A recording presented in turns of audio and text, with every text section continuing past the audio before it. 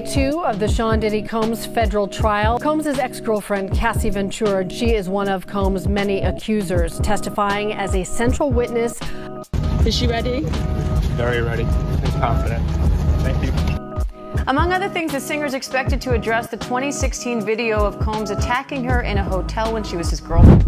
They called him a music mogul, a kingmaker, the ultimate success story in hip-hop. But yesterday, as Cassie Ventura took the stand in court, that carefully crafted image crumbled right before our eyes. Diddy's face turned pale as his ex-girlfriend detailed incidents so disturbing that even the most seasoned courtroom reporters were left speechless. The man who once controlled an empire couldn't control his reactions as Cassie revealed everything.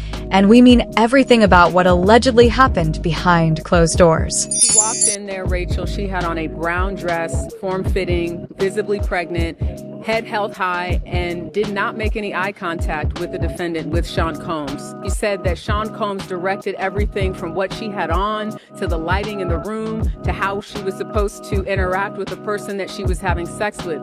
And again, just to reiterate what is a freak-off, the freak-off essentially was something that Cassie said she learned about through Sean Combs about a year into their relationship. He described it as voyeurism, wanting to watch her have sex with someone else. And she said that she did it because she was 22, 21, she was young, she didn't know any better, and that she wanted to please Sean Combs. Among other things, the singer is expected to address the 2016 video of Combs attacking her in a hotel when she was his girlfriend.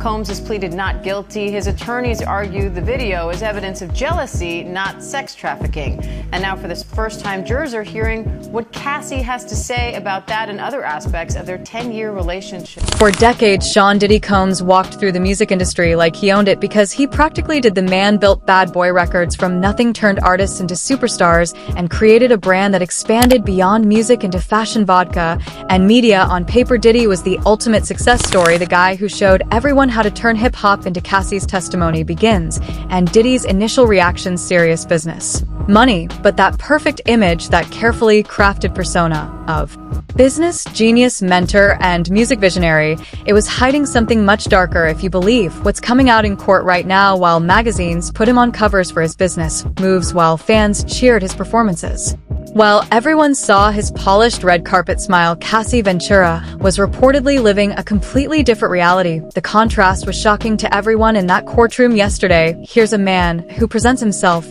as the ultimate professional in public: custom suits, perfect grooming, always saying the right thing in interviews. But the allegations, they paint a picture of someone completely different behind closed doors, someone unrecognizable to fans who only knew his public face. Court reporters noted how Diddy arrived for day 2 looking exactly like the billionaire mogul we all recognize. He walked in surrounded by his team of high-priced lawyers, nodding confidently to people in the courtroom, even smiling. Occasionally, the man looked like he was heading to a business meeting, not facing serious allegations from his ex-girlfriend. That confidence, it didn't last long. Multiple witnesses described how Diddy's whole demeanor changed within the first 30 minutes of Cassie's testimony. The swagger disappeared, the confidence evaporated, the calm business face started showing cracks as Cassie began describing specific incidents from their relationship. Diddy's legal team jumped up with objections repeatedly, almost desperately trying to stop her words. Can you imagine this? The man who built a billion-dollar empire, who controlled the careers of countless artists, who negotiated massive business deals, suddenly unable to control his own reactions in a courtroom. Witnesses described how Diddy couldn't sit still as Cassie spoke. The power dynamic had completely flipped when Cassie actually took the stand. People in the courtroom couldn't take their eyes off Diddy. His face reportedly drained of color, like someone had pulled a plug. He started fidgeting with his tie, then his cufflinks, then just his hands. At one point, court observers noticed him frantically writing notes and passing them to his lawyers. The notes came so fast that one of his attorneys had to put a hand up to slow him down. One court reporter described it as watching someone realize they've lost control of the narrative for the first time in their life. Another person present said Diddy looked physically ill as Cassie calmly detailed their relationship. A third witness mentioned seeing Diddy close his eyes several times, like he couldn't bear to look at Cassie or hear what she was saying. And this was just the beginning. As Cassie's testimony continued through the afternoon, the courtroom would soon discover exactly why Diddy couldn't keep his cool. The specific allegation she was about to make would send shockwaves through the entire music industry and potentially destroy the Legacy Diddy spent decades building the man who always controlled the story, was about to face a version he couldn't edit or produce. At some point in time, she actually had said that she looked forward to the freak-offs. Why did Cassie express looking forward to these said freak-offs? When the prosecution asked her, was there ever a time that you enjoyed the freak-offs? This is when Cassie got choked up and she said, I did, but only because I got to spend one-on-one time with Combs and I really did love him. And that is speaking to the psychological abuse in addition to the physical abuse that she potentially experienced. Yet, she's definitely laying out someone who was young, who was influenced by wanting to have this record career. She signed a 10-album deal with Bad Boy Entertainment led by Sean Combs, and basically describes being enamored by Sean Combs, loving him, not knowing about certain things sexually, and him sort of telling her, teaching her about that. And what you hear is someone that was young and she even said, you know, I was young, I was naive, I didn't know any better.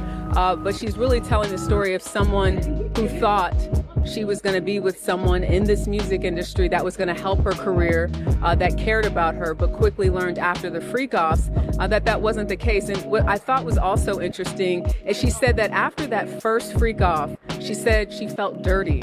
She didn't want to do it. And when she brought up the idea of having a conversation about the freak-offs in an email, which the jurors saw, she said she backpedaled in the email because Combs responded by saying, I know, you don't want to do it. And she said, oh no, well, it's not that. But that was the beginning. That was in 2010, where she brings up in an email that she wanted to have a conversation about this. And in her words, she didn't want to do it, but she felt like she had to do it.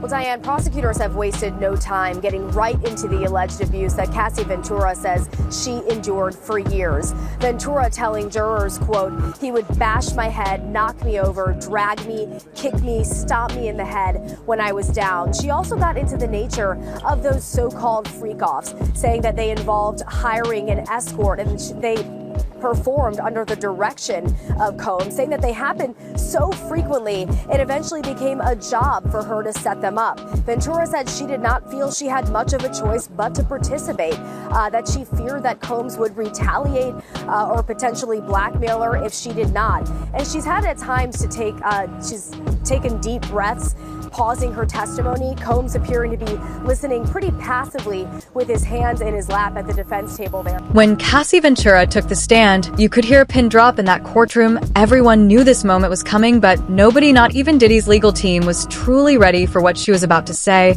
After years of staying quiet, years of holding these stories inside, Cassie finally had her day to speak. And speak, she did. She started small. That's what made it so effective. Cassie began by describing how she met Diddy when she was just 19. Years old, he was already a major player in the music industry, a millionaire many times over with connections everywhere. She was a young model hoping for a music career. The power difference was massive from day one, and according to Cassie, Diddy knew exactly how to use that power. Her testimony built slowly, like a horror movie where you know something bad is coming but can't look away. First came the smaller control issues, how he allegedly demanded to know her whereabouts at all times, how he would show up unexpectedly if she was out with friends. Then came the career control, how she claims he would threaten to shove her music if she didn't comply with his demands, how he allegedly sabotaged collaborations with other artists if he felt threatened. The most shocking part, court transcripts show Cassie described how Diddy allegedly installed tracking software on her phone. She testified that he would sometimes call her minutes after she arrived somewhere, knowing exactly where she was. She claimed he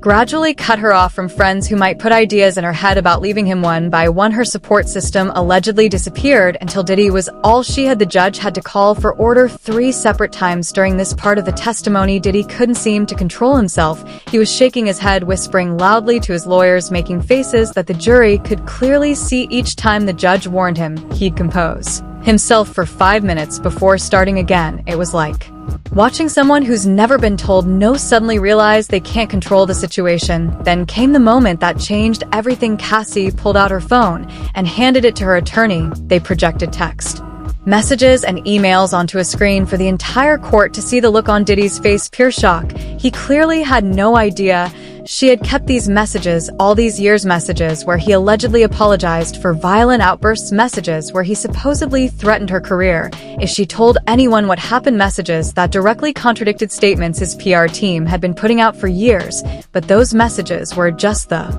warm-up. As Cassie continued her testimony, she began describing physical assaults that allegedly took place throughout their relationship. The courtroom went completely silent as she detailed being thrown against walls during arguments. She described an incident where she claims he pushed her down a flight of stairs at a rental house in Miami. Most disturbing of all, she testified about multiple occasions where he allegedly choked her until she nearly lost consciousness, only stopping when she would go limp. Several jurors visibly reacted to these allegations. One older woman on the jury was seen wiping tears. A male juror couldn't maintain eye contact with Diddy after some of the more graphic descriptions. The most seasoned reporters in that courtroom admitted they were unprepared for the level of detail in Cassie's testimony, and all of this was just leading up to the hotel incident that would blow this case wide open.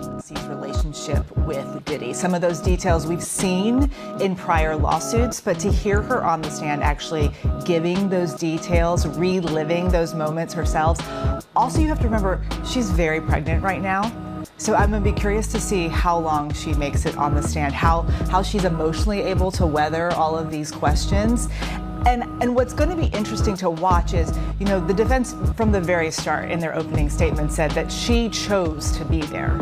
So I'm going to be curious to see how she responds to questions about, was this her choice, or did she feel like she had to do all of these things? I think what made Cassie emotional is having to describe the details of the freak-off and why she did it. When she talked about wanting to do it to please Sean Combs, that's when she broke down. Up until that point, she had just been answering the questions. She's a little soft-spoken at times, but that's when she got emotional. When she had to answer the question about if she enjoyed it, that's when she broke down, because she said, I enjoyed being with Sean Combs. And she says, I did it because it made him happy. What did the expressions of the jurors look like? The jurors are laser focused on what Cassie has to say. And that's to be expected, right? Because she is the person who will likely be on the stand, according to attorneys, for 2, maybe 3 days. She's the one that was in the relationship with Sean Combs for over 10 years. So she's got a lot to say, and she's just getting started. Just how important is Cassie's testimony to the prosecution? I think it really connects the dots, Rachel. When you look at that initial indictment and what's being alleged, she really is the person that has probably the most information about this idea that the prosecution says, which is creating a criminal enterprise for Sean Combs' sexual desires. Something else that the jurors saw today that sort of connects it back to this alleged criminal enterprise are 7 photos of people that were very close to Sean Combs, one even his former chief of staff.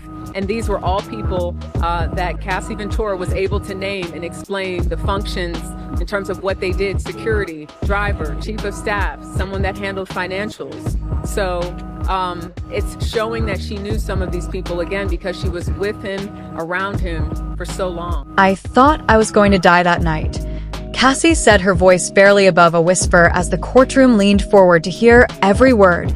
She was describing an incident at the Four Seasons Hotel that nobody, not the press, not the fans, not even the gossip blogs, had ever heard about before. This hotel incident had stayed buried for years. Cassie explained how she'd kept it secret out of fear for her career, fear for her safety, and fear that nobody would believe her over someone as powerful as Diddy. But now, sitting on that witness stand, she wasn't holding anything back. According to Cassie, what started as a normal industry afterparty turned into a nightmare. She testified that Diddy became enraged after seeing her talking to another music executive. She described how his smile disappeared, how he grabbed her arm so hard it left marks, and how he whispered threats in her ear while maintaining his public face in front of others at the event. The most shocking part, Cassie told the court that Diddy literally dragged her through the hotel lobby to the elevators. She said she was crying and trying to pull away, making enough of a scene that hotel security approached them, but the security guard backed off when he recognized Diddy. He just asked if everything was okay, and when Mr. Combs said yes, he walked away. He didn't even ask me if I was okay, Cassie testified. Then came the photos. Cassie's lawyer presented a series of images she had taken of herself the morning after the incident. Bruises on her arms, a split lip, redness around her neck. These weren't professional photos. They were shaky, clearly taken in a bathroom mirror, which somehow made them even more disturbing. Cassie explained she took them because she was afraid nobody would believe her otherwise. Diddy's legal team jumped into action, trying everything to keep these photos from being shown to the jury. They argued the photos weren't properly authenticated, that they could have been from anything, that they should have been submitted during discovery. The judge denied every objection, and the photos were displayed on the courtroom screens. The jury's reaction said everything. One female juror physically covered her mouth in shock. Two male jurors couldn't even look at the images, turning their heads away. A juror in the back row was seen writing frantically in her notebook, her hand shaking. This hotel incident was the bombshell nobody saw coming. There had been no mention of it in previous statements or filings. Diddy's team had no prepared response because they didn't know it was coming. The look of panic on his lawyers' faces was obvious too. Everyone in the courtroom. Cassie described how Diddy allegedly threw a champagne bottle at her head, missing her by inches and shattering against the wall. She testified that he destroyed the hotel room in a rage, breaking a lamp, flipping a table, and punching a hole in the bathroom door. Most disturbing of all, she claimed he prevented her from leaving the room for over 48 hours, taking her phone and threatening consequences if she tried to call for help. As this part of the testimony ended, everyone in that courtroom turned to look at Diddy. His reaction would become the moment that defined the entire trial and possibly the rest of his career. I think what the defense is going to say is that this wasn't blackmail, this was not coercion, this was consensual. We know that Cassie started out with Sean Combs as an early person, with someone who is trying to get her career started, and he was going to help her. That's what the defense is going to say, that she was starting out and wanted someone to support her. They did their first record deal together. That's something I think the defense is going to focus on, and had it not been for Sean Combs, she wouldn't be where she is right now. The prosecution obviously is saying he was in control. It may have started out as a consensual. It may have started out with her being excited about seeing him, but ultimately he took control of that relationship. He took control of her career. This is their key witness, and she's on that stand trying to explain all of the charges that the prosecution wants to hit home with that jury. No, there was a moment early on when Cassie mentioned Dallas Austin, who she called a friend, who's a producer. So I don't know if that's someone that we're going to hear from. We know that there were pictures shown to prospective jurors that are well-known celebrities, you know, Kanye West, Kid Cudi, Lauren London. We don't know, though, how they fit yet into why they were even asked, do you know these people? Are you familiar with them? So the prosecution is questioning Cassie right now, still questioning her. The defense hasn't even got a chance to, I mean, that might change based on the timing, but, you know, because she's such a key witness, it's likely that she will be on that stand the rest of the day. We learned that Cassie referred to him as Pop Pop, and Sean Combs would refer to her as CC. The prosecution says, what does CC stand for? She said Cassie Combs. What kind of witness is Cassie coming off as to the jurors? I think naturally when you look at her visually, people see that she's pregnant and looking like she's due any day now. So they might, you know, have empathy, sympathy for her in that way, but we don't really know. We know that they've been instructed to be fair and impartial. As to what type of witness she's coming off as, she's describing someone that she was, someone she said that was trying to figure out who she was at that time and who she was allowed to be. Now you're looking at somebody that's almost 40 years old, totally different person, but even in describing what was going on at her at that time, taking drugs, trying to please Sean Combs, she's really just sort of laying out the case for her not having a lot of control. So I think that's the takeaway. This is someone who is making it very clear that at that particular time in her life, she says she did not have any control really over what she wore, what she did, who she was having sex with. She's a different person now. But I think when she talks about those details and even reflecting on them for herself, as we saw today. Nobody in that courtroom will ever forget Diddy. The man who built an empire on his ability to stay cool under pressure completely lost it right in front of everyone. The facade cracked, then shattered, and what was underneath wasn't pretty. You have to understand that this is a guy who spent decades perfecting his public image. The smooth-talking businessman, the calm, collected mogul, the the man who never lets you see him sweat. But as Cassie's evidence reached its most devastating parts, that meticulously kept mask began slipping. Court reporters who've covered hundreds of celebrity cases claimed they'd never seen anything like it. Diddy physically transformed before their eyes, from the confident business king who went in the morning to a man who, as the afternoon progressed, he appeared to physically shrink in his chair with each new allegation Cassie made. I heard from someone sitting right behind them that Diddy's main attorney kept putting his hand on Diddy's arm, attempting to calm him down. At one point, one of the lawyers reportedly passed him a note that read, "Stay calm" in all capital letters. But it wasn't working. When Cassie described an incident at his Hampton house, Diddy slammed his hand down on the table so hard that the sound echoed throughout the courtroom. The judge immediately stopped proceedings and warned him, "Mr. Combs, if you can't control yourself, I will have you removed from this courtroom." During Cassie's testimony, witnesses saw Diddy constantly shaking his head and mouthing, "That's not true," whenever she described something particularly damaging. It was as if he forgot there was a jury watching his every reaction. According to one courtroom observer, it appeared that a man who had never been called out before now realized he couldn't control the narrative. The power change in that room was amazing for their entire relationship.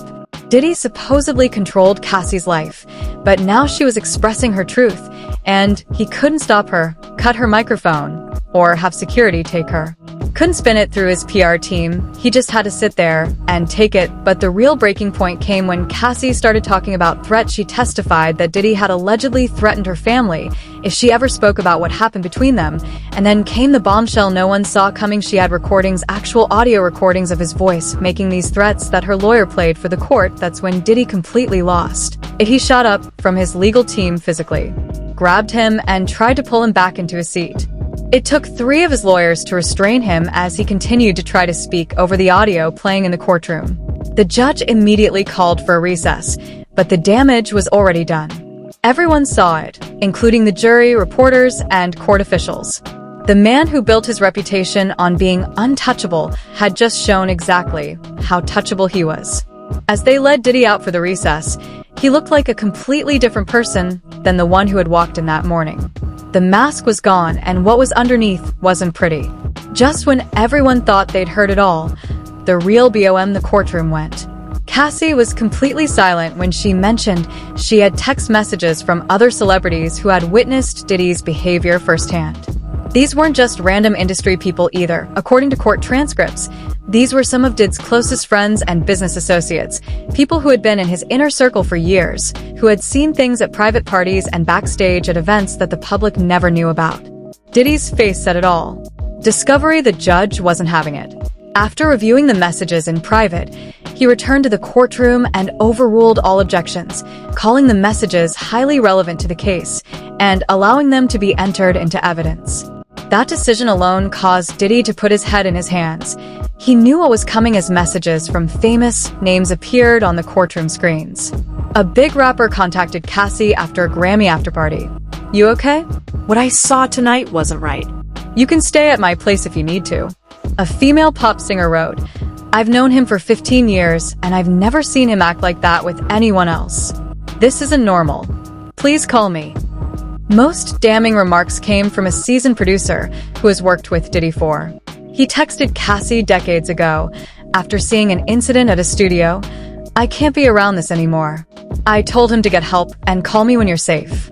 These messages completely contradicted what Diddy had been saying publicly, that no one had ever witnessed inappropriate behavior, that these were private matters being twisted by Cassie. Now the court could see that people had witnessed incidents, were concerned, and reached out to help her. Then came Diddy's own messages. Screenshots showed texts where he appeared to acknowledge incidents. "I'm sorry about last night. You know how I get when I drink. It won't happen again."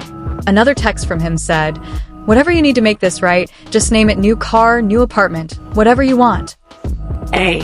The third message series showed what appeared to be attempts to keep incidents quiet through financial promises. "My lawyer can draw up the paperwork tomorrow for $2 million clean break." As these messages were read aloud, something interesting happened in the gallery. Several people who had arrived with Diddy that morning, members of his entourage who had been sitting behind him in support, quietly got up and left the courtroom. They slipped out one by one, unable to continue sitting there as the evidence mounted. By the time this part of testimony ended, Diddy was sitting almost alone at his table, just him, and wrapped up the man who entered into court as music's untouchable monarch left looking defeated. The security team around him couldn't shield him from what had transpired in that courtroom. The empire he spent decades creating may be disintegrating in real time. Cassie Ventura did not simply tell her story today. She maybe rewrote Diddy's whole legacy. The facts, testimony, and recordings all presented a picture that no one can unsee. The question is not whether Diddy can win this case anymore, but whether his reputation will ever recover from what the world heard in that courtroom.